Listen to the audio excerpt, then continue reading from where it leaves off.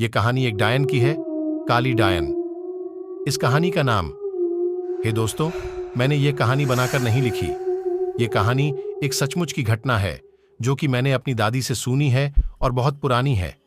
कुछ लोगों का मानना है कि भूतों का कोई अस्तित्व नहीं होता है। आप लोग जानते, भगवान का अस्तित्व होता है तो भूतों का क्यों नहीं? सभी ने रामायण और महाभारत जैसे ग्रंथों में पढ़ा या किसी से सुना होगा कि भगवान जब इस धरती पर थे तब भी भूत पिशाच हुआ करते थे। भगवान निराकार है। निराकार का अर्थ होता है जिसका कोई आकर नहीं होता। जो लोग जिस रूप में भगवान को पूजते हैं, भगवान उसी रूप में उसे दिखाई देते हैं। तो प्रेम से बोलिए भक्त और भगवान की जय। और समय व्यर्थ न करते हुए मैं आपको अपनी कहानी की ओर ले चलता हूं।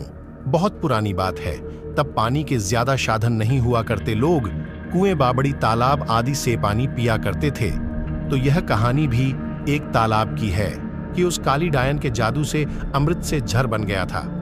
यह डायन कैसे बनी, कैसे इस तालाब का पानी विष बन गया, मैं यह कहानी आपको बताता हूं। एक गांव में एक औरत के कोई बच्चा नहीं था।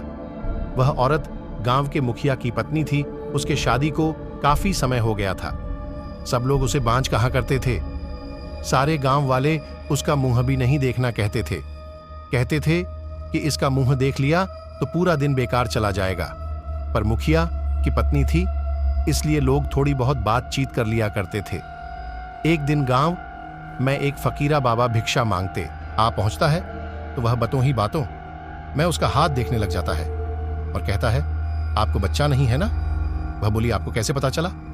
वह बोला, हम हस्तरेखा में निपुण हैं और हाथ देखकर यह बता सकते हैं कि क्या होने वाला है, क्या होगा। वह बोली, अच्छा तो यह बताओ कि मेरे बच्चा कब होगा। तो उसने कहा, आपको भगवान ने बच्चा तो नहीं दिया, पर मैं एक रास्ता बताता हूं। वह सुनो, अमावस्या की रात को किसी एक ऐसे लड़के की बलि पीपल के पेड़ के नीचे दो जो अपने माँ बाप के एकलौता पुत्र हो और उसके खून से अपने बाल धोना। फिर कहना, ए प्यासी आत्माओं, यह बलि मेरी तरफ से स्वीकार करो और मुझे एक पुत्र दे दो। एक लोटे में उस कुएं का पानी भरकर उसमें उसके शरीर की 2 बूंद मिलाकर खुद पी लेना और उस लड़के के सिर के बाल अपनी साड़ी की गांठ में बंधे रखना, तो यूं अवश्य एक पुत्र पैदा होगा। इतना कहकर वह वहां से भिक्षा लेकर चला गया। उस दिन के ठीक 3 दिन बाद अमावस्या थी। उस औरत ने वही किया जो उस बाबा ने बताया था। उसने अपने देवरानी के लड़के की बलि दे दी और खून की 2 बूंदें पानी में मिलाकर खुद पी लिया और उस सिर के कुछ बाल को काटकर अपनी गांठ में बांध लिया और बिना पीछे मुड़े अपने घर आ गई। सुबह गांव वालों को पता चला कि मुखिए के भाई के बेटे को किसी ने मार के वहां फेंक रखा है। जब यह बात मुखिए और उसके भाई ने सुनी तो वह नंगे पैर दौड़ पड़े। धीरे धीरे सारा गांव इकट्ठा हो गया। उस लड़के की मां का रो रो बुरा हो गया था।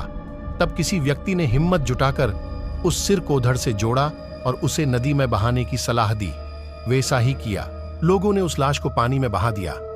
सब लोग यही कह रहे थे, किसने किया, यह सब कैसे हुआ? सब लोगों के लिए यह घटना चिंता का विषय बन गई थी। जब मुखिया घर पहुंचा तो क्या देखता है कि उसकी पत्नी तो पकवान बना रही थी। वह बड़ी खुश नजर आ रही थी। मुखिया ने क्रोध में कहा, क्या तुम्हें इस बात का बिल्कुल भी दुख नहीं है कि हमारे भाई का बेटा मर गया है? वह पहले ऐसी नजरों से देखी जैसे कि उसे मार ही डालेगी।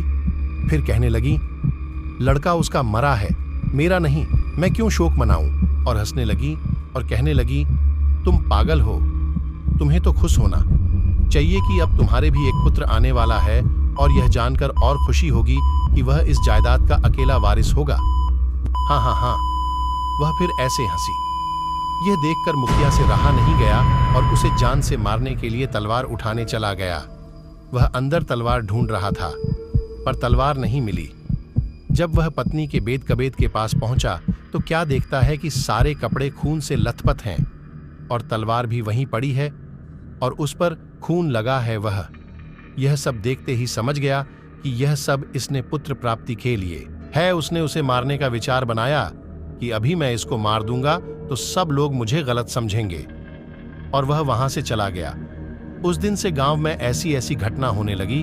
किसी की भैंस मर गई, किसी ने उसे मार डाला और उसके शरीर के अंग इधर उधर फैले पड़े, जैसे कि किसी ने उसे नोच नोच कर खाया हो। तो किसी दिन किसी का कुत्ता, किसी का बछड़ा, तो किसी की बकरी मर गई और उसी तरीके से वह मर रही थी जिस तरीके भैंस को किसी ने मारा था।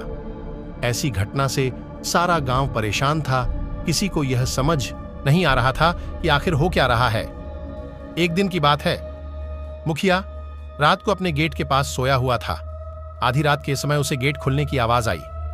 वह जाग गया। उसने देखा कि एक औरत बाल फिकरे हुए आधी रात को बाहर चली जा रही है।